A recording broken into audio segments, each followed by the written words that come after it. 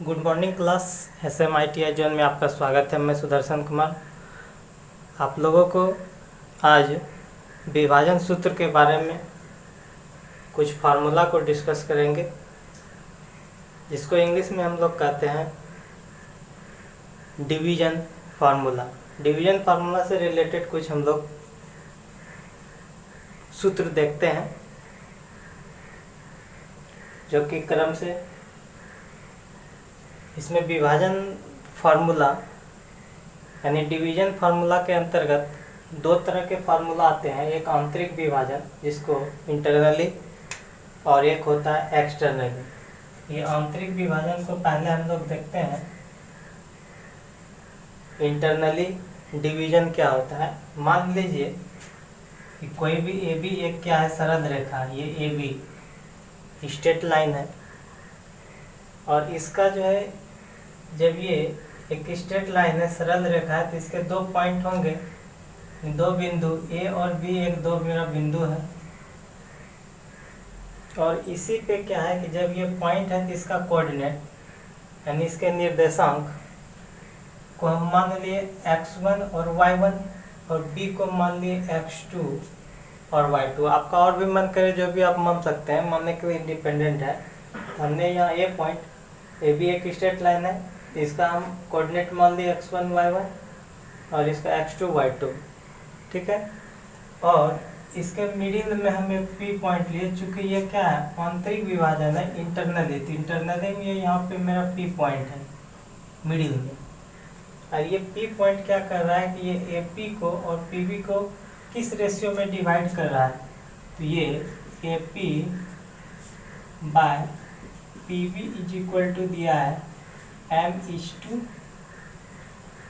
में, इस रेशियो में डिवाइड कर रहा है। तो हम देखिए इसको लेते कैसे हैं, कैसे इसको लिखते हैं। तो यहाँ P है, P पॉइंट पे, इसी पे मिडिल पॉइंट का हमको आंतरिक विभाजन फार्मूला निकालना है। तो हम ये P को कैसे निकालेंगे? P पॉइंट है तो इस पे के पास X निर्देशांक होगा और एक Y निर्देशांक होगा, ठीक है। तो हम इसको कैसे फाइंड करेंगे, इसको देखिए, ये X है, यानी अभी हम X का वैल्यू निकाल रहे हैं। तो X का वैल्यू, X पॉइंट निकालने के लिए देखिए हमको करना क्या है कि ऐसे चलना है, M से चलना है और उठाना है X वाले को। M लिए, M को उठाएं, पहले M, और उसके बाद यहाँ चलेंगे, X वाला ले रहे हैं ना, तो X वाला x2 MX2। फिर अब देखिए इधर से चलना है, इधर से चल रहे हैं, किसको उठाएं? N को। N तब कहाँ चलेंगे?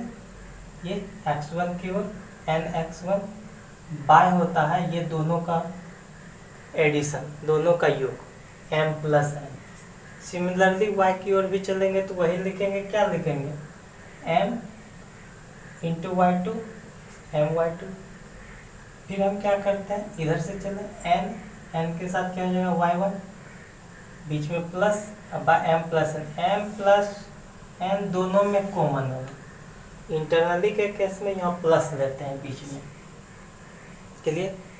अगर आपको इंटरनल आंतरिक विभाजन फार्मूला पे बेस्ड अपॉन कुछ भी देता है, इससे कि आप आंतरिक विभाजन फाइंड कीजिए, तो आप आराम से उसका निर्देशांक ज्ञात कर सकते हैं। फार्मूला समझने में कोई प्रॉब्लम?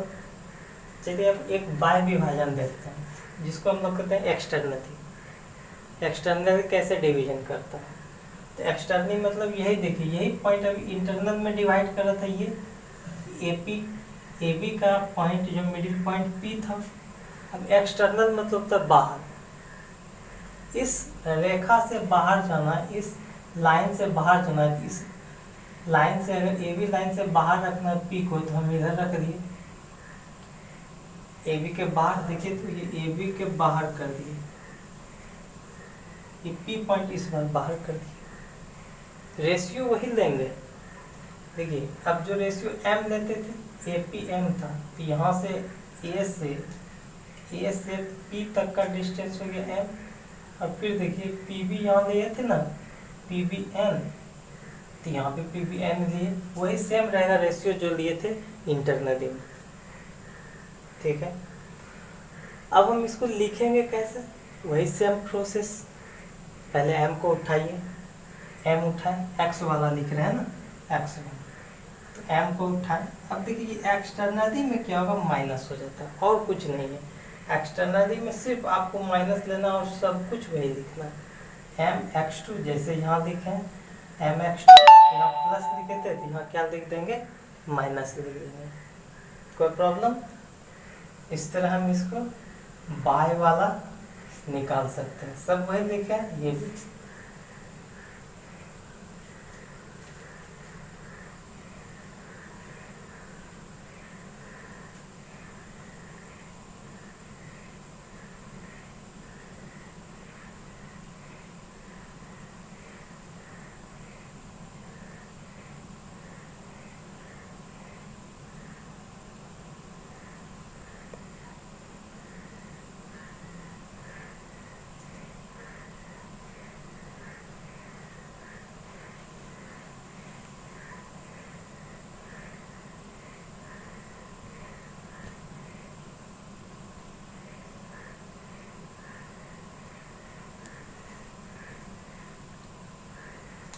अब चलते हैं हम लोग, चलते हैं इसका मध्य बिंदु निकालने के लिए।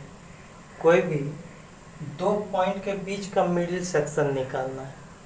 ये AB लाइन है, इसका कोऑर्डिनेट मान लिया x1 y1, और ये B पॉइंट का x2 y2 मान लिया। और इसके मिडिल को निकालना, मिडिल पॉइंट का डिवीजन निकालना है, तो ये P पॉइंट को x और y मान लिए।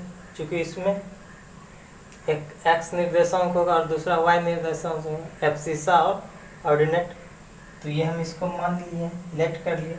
तो जब हम p निकाल रहे हैं तो यहाँ p मतलब यहाँ x और y होगा दोनों। तो हम इसको क्या, मिडिल निकालने के लिए हम लोग क्या करते हैं, दो पॉइंट के बीच का मिडिल हमको निकालना है, दो पॉइंट के बीच में, तो हम दोनों को ऐड करके 2 से डिवाइड करेंगे। तो वही करते हैं, जब x वाला ले रहे हैं, पहले x है, x वाले निकालने के लिए x1 प्लस x2, पहले x निकाले, पहले इसको लिखे, फिर y को उसी तरह y2 प्लस y1। कोई प्रॉब्लम? ये भी हो गया आपका फॉर्मूला। अब आगे चलते हैं, त्रिभुज का केंद्रक निकालना है, यानी कोई भी ट्रायंगल का हमको सेंट्रॉइड निकालना है। केंद्रक मतलब उसका मिडिल पॉइंट निकालना है, सेंटर। तो हम सेंट्रॉइड कैसे निकालेंगे? आपको पता है कि जब ये ट्रायंगल है तो इसमें 3 कॉर्नर होगा, 3 साइड होगा, 3 वर्टेक्स होगा। तो हम इसको क्या करते हैं, इसको पहले लेट कर लेते हैं कि जितने जितने हमारे कॉर्नर है, ये यहाँ पे 3 जो कॉर्नर है, तीनों कॉर्नर को क्रम से हमने लेट कर लिया। मान लिए A को मान लिया x1 y1, B को मान लिया x2 y2, और C को मान लिया x3 y3। आप इसके अलावा कुछ भी मान सकते हैं, मानने के लिए आप क्या है, इंडिपेंडेंट है। अब जैसे ही हम इसको सेंट्रॉइड निकालेंगे, सेंटर, और सेंटर को मान लिए हम x और y, इसी को निकालना है। तो आपको कुछ नहीं करना है, 3 पॉइंट है ना, तीनों पॉइंट पर लीजिए x वाले को, x1 plus x2 plus x3 by 3, divide कीजिए, सेंटर निकाल रहे। जैसे हम मिडिल पॉइंट निकाल रहे थे, 2 पॉइंट के बीच में तो 2 से डिवाइड किए थे, यहाँ 3 पॉइंट हो गया तो 3 से डिवाइड कर दिए। उसी तरह y भी वही करेंगे। अब त्रिभुज का हमको क्या निकालना है, अंतः केंद्र निकालना है। कोई भी ट्रायंगल का इन सेंटर हमको फाइंड करना है। इन सेंटर कैसे हम फाइंड करेंगे, कैसे निकालेंगे? तो इन सेंटर मतलब क्या, सेंटर ऑफ ग्रेविटी। ये क्या करता है, इन सेंटर किसी भी साइड को क्या करता है, 2:1 में डिवाइड करता है। यानी जब आप इसका रेशियो निकालेंगे, यानी AG बाय GD, ये 2:1 में डिवाइड करता है। ये याद रखिएगा, एग्जाम में पूछता है कभी कभी आपको कि इन सेंटर क्या करता है, ये मीडियन को किस में डिवाइड करता है या किस रेशियो में डिवाइड करता है, तो 2:1 में। ठीक है। अब देखिए यहाँ पे हम ये जो G है, इन सेंटर को हमने G लेट किया है, और इसका भी कोऑर्डिनेट क्या होगा, x और y होगा। तो हम क्या करते हैं, ये जी निकालने के लिए देखिए ये जो वर्टेक्स है ना, ये जो कॉर्नर है इसके जस्ट सामने वाला साइड ए मेरा कहलाता है स्मॉल ए, इसके जस्ट सामने एक कहलाएगा। उसी तरह देखिए ये कॉर्नर सी के जस्ट सामने वाला साइड मेरा सी कहलाता है स्मॉल सी, और जस्ट ये बी वाले के सामने देखिए ये बी कहलाएगा। ठीक है, ये साइड का हम नेमिंग कर दिए। बस इसमें कुछ नहीं करना है। ए वाला को जब हम उठा रहे हैं तो ए इसके ये वर्टेक्स के सामने में है, तो ए के साथ पहले एक्स है तो एक्स ये x1, ए के साथ x1, ए के साथ x1। फिर अब बी वाले देखिए, बी यहाँ है तो बी के साथ क्या हो जाएगा x2, क्योंकि ये है वर्टेक्स यहाँ बी का, बी x2। फिर सी को उसी तरह देखिए, ये सी ये साइड उठा है, फिर ये इसका है x3 bye A B C. फिर y के लिए भी वही क्रम करेंगे हम लोग जो x के लिए फाइंड किए। तो ये है आपका डिवीजन फार्मूला के अंतर्गत आता है। इस डिवीजन फार्मूला में यानी विभाजन सूत्र से संबंधित कुछ आपके पॉलिटेक्निक या ITI लेवल में सवाल पूछा करता है, तो हम नेक्स्ट डे इससे संबंधित सम को देखेंगे। अगर आपको वीडियो अच्छा लगा तो लाइक तथा सब्सक्राइब जरूर करें। अगर कोई नए विद्यार्थी इसको देख रहे हों तो वो भी लाइक जरूर करें। अगर किसी प्रकार का प्रॉब्लम हो, किसी प्रकार का भी दिक्कत हो तो कमेंट सेक्शन में आप कमेंट जरूर करें। Thank you.